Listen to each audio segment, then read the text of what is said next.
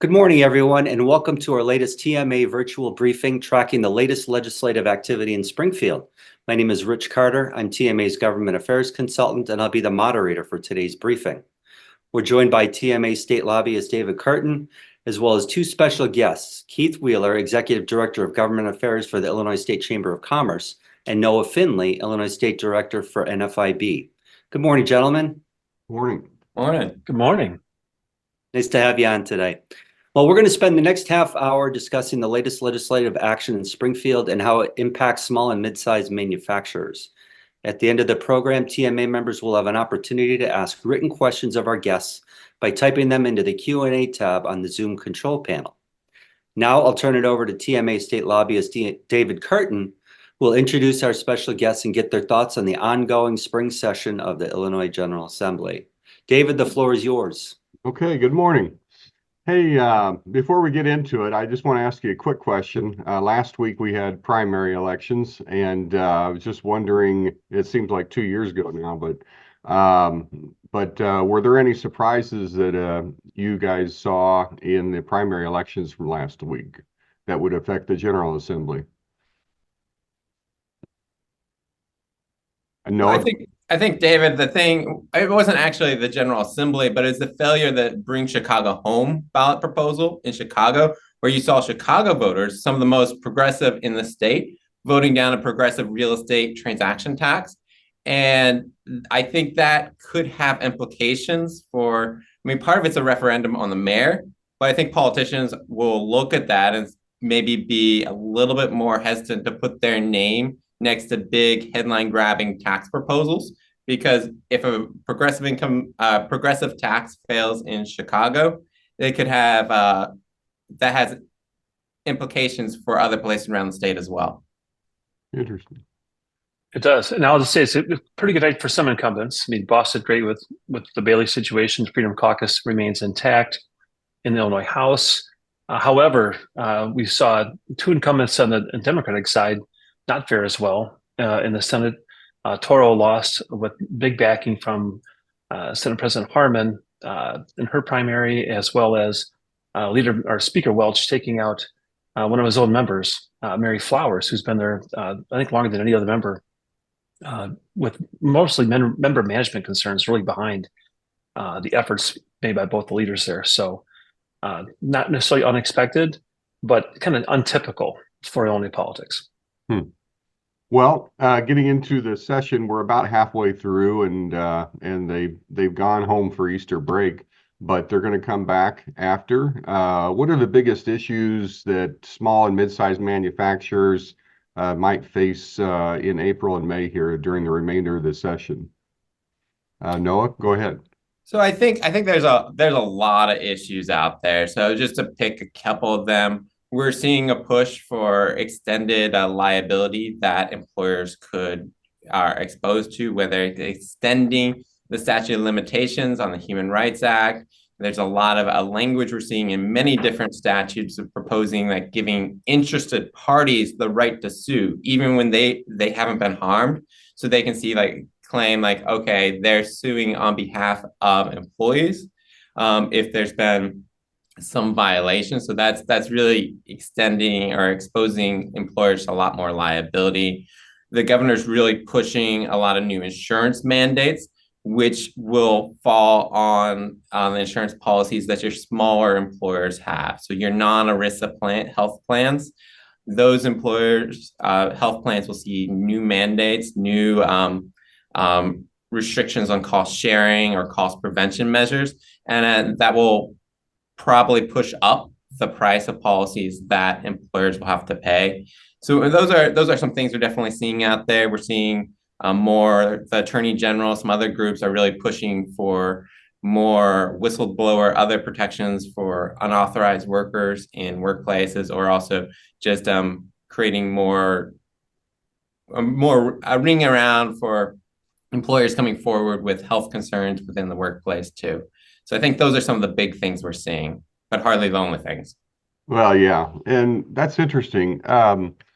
Keith, we're hearing a lot of talk about business tax increases. I what are some people talking about when they're talking about business tax increases? Well, I think the governor wants the headline to really be that we're going to lower the tax on groceries. But realistically, what you're getting at is the underlying theme of what's going to pay for all of this and make up a little bit of a budget gap. So we're talking about the net operating loss deduction was, kind of on hold for the pandemic going forward. And then now we're talking about it was kept at 100,000 earlier. It shouldn't be capped at all. The goal was to let it expire in 2025.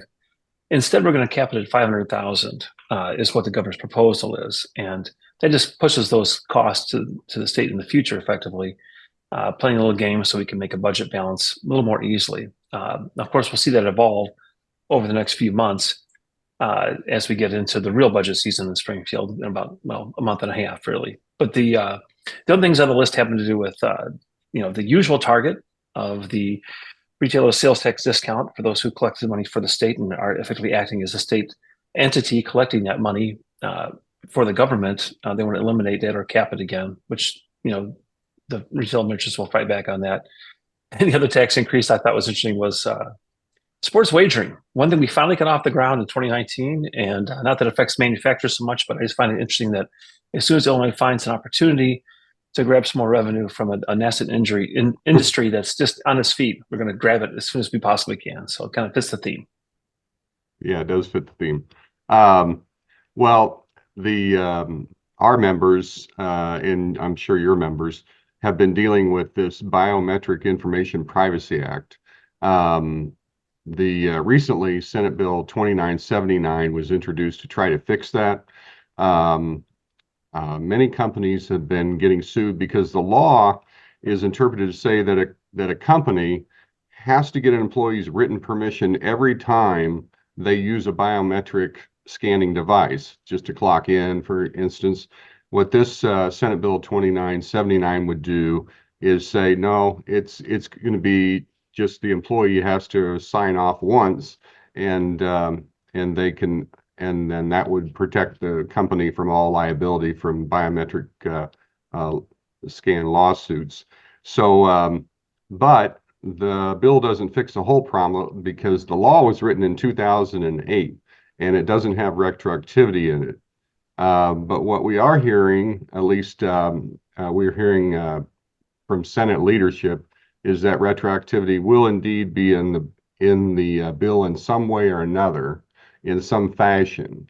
So whether they do it on the floor as legislative intent or a little bit more in the bill, but retroactivity will be a part of it. So it has a good chance of passing, a good chance of getting signed into law and taking, the law will still be there. We still have to comply. TMA a couple days ago did a seminar for our members on how to comply with the law. So either way, we got to comply. But how optimistic are you that law would be, or that something would be signed before May 22nd, before they adjourn, that would take care of the BIPA concerns? I'll run on this one for a second, Noah. I think this is going to happen.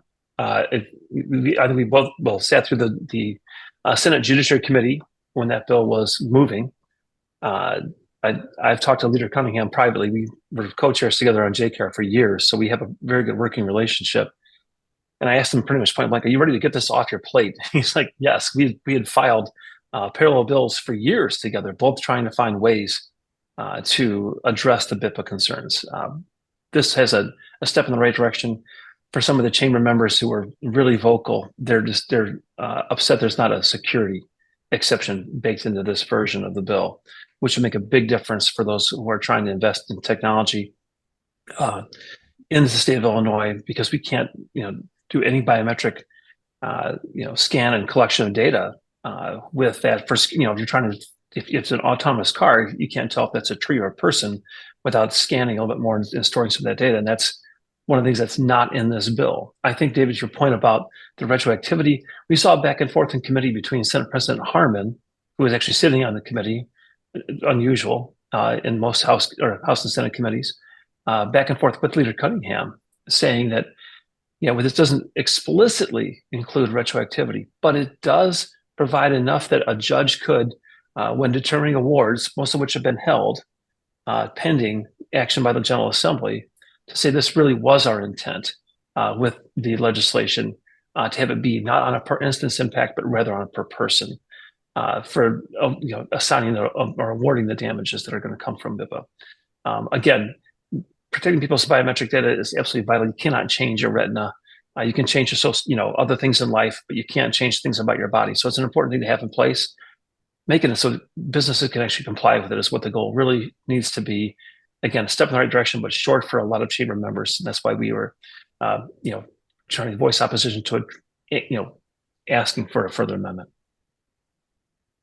Yeah, Noah, anything you want to add? I think you both covered it pretty well. We were encouraged to see Senator Cunningham bring this legislation forward. It is a step in the right direction. Definitely would like to see more on the road retroactivity, and just making sure that's crystal clear that employers are not going to be held liable for good faith efforts in the past. But it is encouraging to see it on the docket and something that the General Assembly is taking seriously. Well, stepping back a bit, just kind of getting a 35,000 foot view of Illinois here. What's the temperature of your member companies on the economy in Illinois, on regulation in Illinois, how fair state regulations are? Can you give me kind of a broad overview of what your members are saying about how it is to operate in Illinois? Yeah, I'll jump in here first. So NFIB does a monthly survey, the Small Business Economic Trends Survey of our membership, to kind of see where they're at, how the economy is working for them. And we have seen actually over the past 26 months that there is a general pessimism among small business owners. They're getting hit hard by inflation. I mean, we had the February results come out not long ago, and inflation remains a big issue for them. Prices are up. The rate of inflation may be lower, but they're still dealing with higher prices, and that translates into higher labor costs. They're paying more for labor. But while they're paying more for labor, that leads to another problem. They're still having trouble finding qualified workers to actually do these jobs. People will show up and do the work. And that's putting a lot of strain on them. And even here in Illinois, where we have one of the highest unemployment rates in the nation, it's still hard to find good qualified labor. Regulation continues to really hit them, whether it's at the state level or federal level. We've got at the state level, small businesses recently have had new compliance requirements for Secure Choice Program. You have the paid leave. And then the federal level, there's beneficial ownership reporting. There's just a whole lot of stuff that's coming down the pipeline. And that is really weighing on sentiment. And it's all coming together. And you're seeing, and also an interesting thing that's showing up in these surveys is that small business owners are reporting their nominal revenues are actually declining. Now, that's not across the board for everyone, but just in aggregate, we're seeing nominal revenues fall, and that's a bad sign. And because small business owners are more pessimistic, they're going to be hesitant about investing in this economy in their local communities and in creating jobs and prosperity across the state. Yeah. I'll add on to that. Yeah. First of all, great job, Noah, on all that. I love the data that NFIB puts together. It's really, really helpful. I'll flip it over and just say that since my arrival on this new job here on the first of the year, no business has called me and said that Illinois' regulations are awesome. This just hasn't happened. Neither has it happened since I took office in the General Assembly back in 2015. The contrary point is that, I was on JCAR, the Joint Committee on Administrative Rules, which is a regulatory oversight committee, for almost 8 years, and people are really upset about how we regulate in this state. We overregulate. So I think that frustration is real. I think it's showing up in Noah's numbers in ways that probably aren't seen directly, but are very real, because businesses have to take the regulatory process as seriously as they take the law process. It has the same weight, the same impact. Mm-hmm. So our regulatory framework, which is massive in our state, is not getting smaller. And one quick point to make on that, we've seen a real uptick in how bills come through the process, through the General Assembly, and the governor signs them, that offer vast rulemaking authority to these agencies, which don't have direct oversight from the people to elect them. They're appointed, bureaucratic, they're doing a great job from that perspective. The problem is we're giving them so much authority through the statutory process that we're taking it away from our elected officials, almost on purpose. So they don't have to fight the fight in the House or the Senate, but rather afterwards in a quiet committee of 12 members who have to, carry all the weight of, people pushing back on it. It's a complicated process. It's not as thought out as we wish it would be from the whole perspective of the General Assembly. Everybody should have a vote on most of these regulations, but we're putting it in JCAR instead. Yeah, it's a big problem. Looking at the session specifically, speaking of regulations, do you see any regulations this session? Traditionally, like an election year, there aren't as many pieces of legislation that pass. I don't know if this is a traditional year, but can you talk about any regulations that you kind of see coming down the pike that might pass this year and might, even though it's an election year? I'll bring up one quick one here that I thought was going to be more of a marker for what they'd like to do in the future. But now it seems like the bill sponsor, Reverend Saeed, is going to push pretty hard, even kind of going it alone within her ranks, for a prescription drug affordability board, PDAB, which would effectively allow price controls by the state of Illinois. Is the short version of what the bill would do for prescription drugs. And those measures, you could deem some essential medications, financially unfeasible. And that would, of course, then restrict development of those drugs and the manufacture of them for use in the state of Illinois. So we're watching that. I honestly thought that was going to kind of just be hey, we're saying this because we wanted, the progressive side wants to show where they want to go. But we got signals last week that the sponsor wants to move the bill. And it's a hard one for members to vote against, because the campaign flyers that say you're against affordable prescription drugs is a tough thing for some folks to swallow. So we have concerns that that's going to move. Okay, Noah? Yeah, I think we're seeing some more record keeping requirements that are being put on employers, whether through the new child labor law, which won't impact many of your members, but there's more requirements there. There's other record keeping requirements in other legislation of what employers have to keep for their employees and how long they have to retain them. So there's a lot right there that just it's being sorted out and trying to present a business perspective to some of these lawmakers who haven't necessarily thought through like what this means for a small business who maybe doesn't have a large HR department or a legal team that they can run everything through, and the implications for that. Just one thing, just a kind of talking of regulatory, and Keith had mentioned that the paid leave, like that, the paid leave rules are still, like, we're over a year past the passage of the Paid Leave Act, but this administration has yet to finalize rules, and we've been working with the chamber because their initial draft had some serious issues. And we've been able to push back successfully, and we're still trying to get some more changes, more clarity into those rules for employers so they know what their rights are under the Paid Leave Act.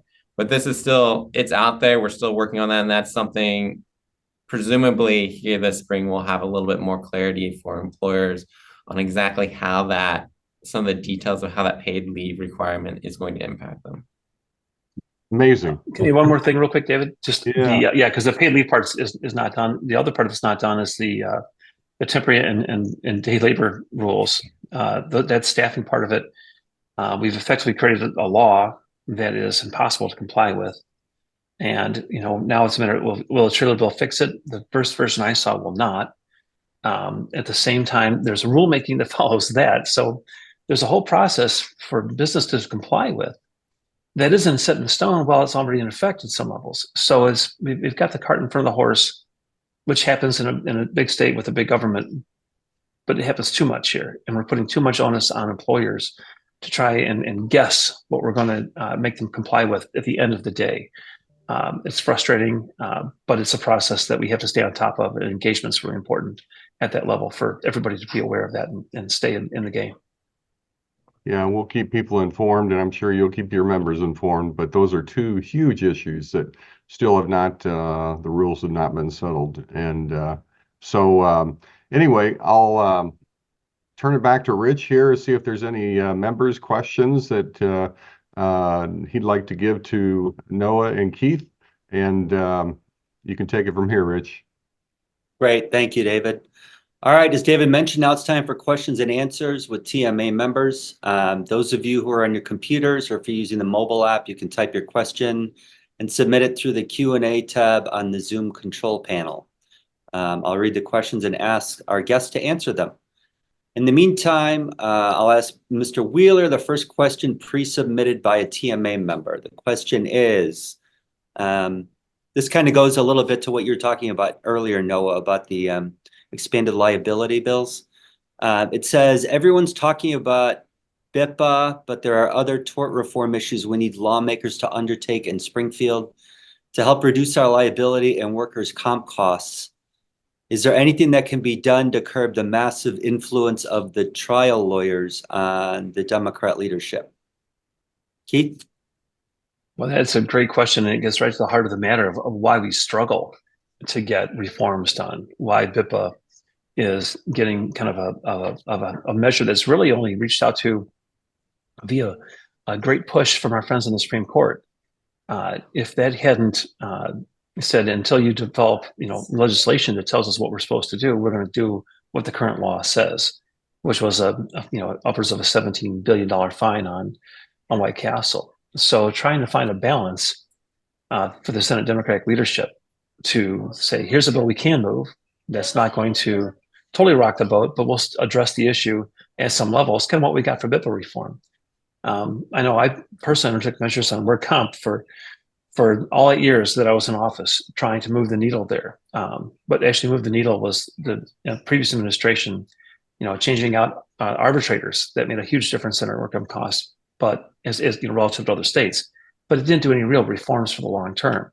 We have a real obstacle there with our, the folks at the trial lawyers who have massive influence in the Democratic leadership column. So you hit the nail on the head. What solves that problem primarily is election results that are different than the ones we have now. Great, thanks, Keith. Any thoughts, Noah, on ways to curb the influence of the trial attorneys in Springfield? I think elected officials need to hear directly from your membership and from other people impacted. They need to have faces and stories that they have to put to contextualize all these arguments that are happening here in Springfield. And they need to hear from your members, from their constituents, saying, this is how this impacts our business and how it impacts your district and the employment situation across the state. So I think that's very important. Great, thanks, Noah. All right, we do have a question from a TMA member. Question is, where do your members stand on the migration issue? Would they like to see it easier to hire those who haven't gone through the U.S. immigration system? Noah, you want to take this one first? Well, I think what we're seeing right now is the federal government kind of abdicating its responsibility in making sure that immigration laws are enforced. From an employer perspective, it's really not fair to expect the employer to go through and do extensive background checks for employees to see if they are or are not authorized. Like that's at a level, that's what the federal government is supposed to be doing. And the federal government's not doing that. Like a small business owner is not the frontline agent maintaining our border. And I think the situation that we're in right now is just unfair to employers across the board. Thanks, Noah. Keith, any thoughts? Yeah, I think there's an appetite for some of that, but again, the process has to be worked out, and it's not. So, again, trying to address the problem that Noah raised earlier, finding qualified workers is always going to be top of mind for a lot of employers. But then what are the legal hurdles? What are the liability risks that come along with that right now? It's all the questions that are are yet to be really fleshed out and answered well. Great, thanks, Keith. Again, if you'd like to ask a question, please type your question on the Q&A tab on the Zoom control panel. All right, we have another question submitted from a TMA member. This one will go to Keith. Governor Pritzker and the Democratic majority continued their onslaught on the business community this past year by passing the Paid Leave Act and the Temporary Worker Law. What should TMA members be concerned about most from the governor and legislators in 2024? Keith? Well, I think we're looking at the governor's big push right now is something Noah had mentioned earlier, which has to do with insurance reform, which is going to impact the costs for employers primarily, and non-ERISA employers are the ones who will be impacted the most by this. So when you get rid of the prior authorization process that exists in our state, which is one of the goals of the governor's somewhat ambitious insurance reform package, costs are expected to rise. Now, there's always a balance between what doctors feel they need and what insurance companies are willing to pay. But at the end of the day, somebody pays for it all, and that's generally the employers. And so I think that's where the next wave of cost increase that we're going to see for employers is going to come primarily through something that's already one of the most difficult things to pay for in business as it is, which is affordable health insurance. If you're a smaller employer, you feel it the most. The economy scale just doesn't exist there. So I really feel that pain, and I'm afraid that we're not going to get enough of a backstop in some of those negotiations to really help out and protect those cost increases. Thanks, Keith. Noah, anything to add? I think that's very true right there. And then also, as Keith mentioned earlier, the governor has proposed these new revenue ways to raise revenue, and we're probably going to see that happen or something else raise taxes on businesses, because the governor has clearly signaled, and the General Assembly is right there, they're prioritizing spending over tax relief for Illinois businesses and citizens. So I think we're going to see some form of increased taxation on employers. Thanks, Noah. Again, if you have a question, please type it into the Q&A tab on the Zoom control panel, and we'll get to it. All right, we do have another question from a TMA member. Question is, what keeps you awake at night when planning for this session's closing? Let's start with Noah. Well, I think there's a lot out there. I mean, on the good side, we're hoping to see some movement on BIPA, some positive movement. Exactly the details of that, like where there's things we want to see in there that aren't there yet. But that's a positive thing out there that we're looking for. But like I mentioned, like Keith mentioned, there's the increased costs for insurance down the road. The liability issue, that's big. We're seeing, especially in a lot of language, and we saw this in the Day and Temporary Language Act last year, the changes there, this permitting interested parties to sue on behalf of workers. So entities that aren't injured being able to have standing and sue. And now we're seeing that language pop up in many other statutes, many other bills. And that's very concerning because it's opening the door for trial lawyers and advocacy groups to really jump in and sue employers when they have suffered no harm. Thanks, Noah. Keith, anything to add on that? Yeah, I think what keeps me up at night is probably the 60 vote rule in the Illinois House that Speaker Welch has he wanted to go from a top down to a member managed organization, or member driven organization, I should say, which means that if a Democratic member can show him a roll call sheet with 60 Democrat yes votes on it, a bill will get called, no matter what that bill means or does. And sometimes we don't get enough of an opportunity to really address that or work that bill before it's going to head right to action. Just because of the nature of how we get around our own rules in Springfield makes it so that things move more quickly than they really should. So I always am, kind of kept up at night with how do we address those things when they happen quickly. We've seen the process with the budget. When we get a budget that is 2,700 pages long, and we have an hour to see it before it's going to get a vote in committee, and not much more after that before it's going to be on the floor. So those things are what keep me up at night, is that we're not going to have time to really address things thoughtfully because our process has kind of been twisted. Great, thanks, Keith. All right, we have time for one more question. And the question is regarding the gas tax. How is it Wisconsin is 70 cents per gallon lower? Does anyone realize this is driving the cost of everything we buy up, as it is getting passed along by transportation in the form of fuel charges? Keith, why don't we start with you on that? Yeah, no, it was a real struggle in 2019 when that was on the board to get past the balance between infrastructure in Illinois versus the cost. And the cost was always been my biggest concern. Just because we had to compete with other states. Exactly right. Wisconsin's, I mean, when I go to Wisconsin to my parents, I try and time that gas fuel up to be right across, Janesville. So it's, buying the most effective economic, gas I can get. It's the same gas.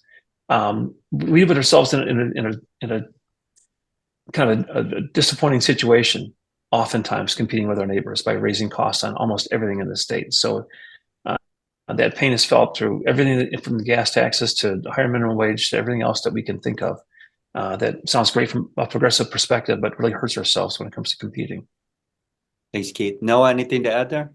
Well, I think here in Illinois, we've got multiple types of taxation on gas. So we've got the gas tax, we've got the sales tax. So these all combine, and as a price of like the sales tax is percentage based. So as the price of fuel rises, the state takes a bigger and bigger cut. So it actually benefits from higher gas prices.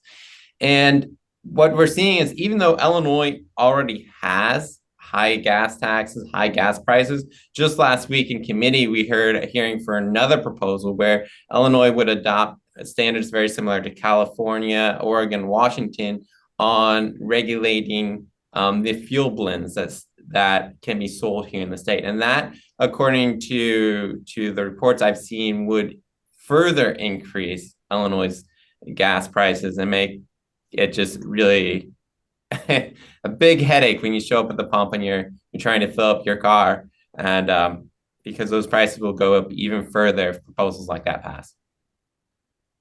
Great, thanks, Noah. Well, unfortunately, we've run out of time. It's time for closing thoughts from our guests. Keith, do you have any closing thoughts for our TMA members today? Yeah, I'd like to pick up on one thing that Noah mentioned earlier, and that is about engagement. When business owners can tell a personal story to a legislator about what's going to impact their business, but more importantly, how it's going to impact the families who work at their business. Because a lot of times, a legislator is going to say, yeah, you guys are the rich guys. You've already made plenty of money. You just, you're taking away your third vacation home if we pass this, whatever measure it is. But realistically, it all trickles down to the families who are impacted the most when that job doesn't get created, when the job is released or sent to another state. Those personal stories that affect a voter and their family might have more impact than just you telling the story about how the dollars and cents doesn't make sense. So I encourage everyone to get to know the legislator, even if they're on the other side of the aisle from where your political beliefs are, doesn't matter. If you develop a relationship with them, they will listen, but you got to tell them a story that makes sense to them, and personal stories make the most sense.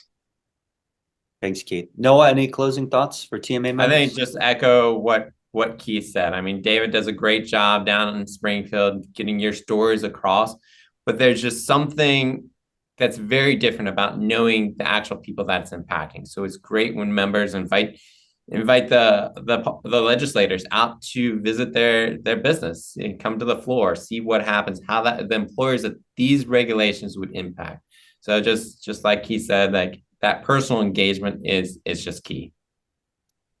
Great, thanks, Noah. Well, that will do it for today's virtual briefing. I want to thank Keith Wheeler from the Illinois State Chamber of Commerce and Noah Finley from NFIB Illinois for joining us today, along with TMA State Lobbyist David Curtin. And of course, we want to thank all of our TMA members who took the time out of their day to join us today. Thanks, everyone, and have a great day.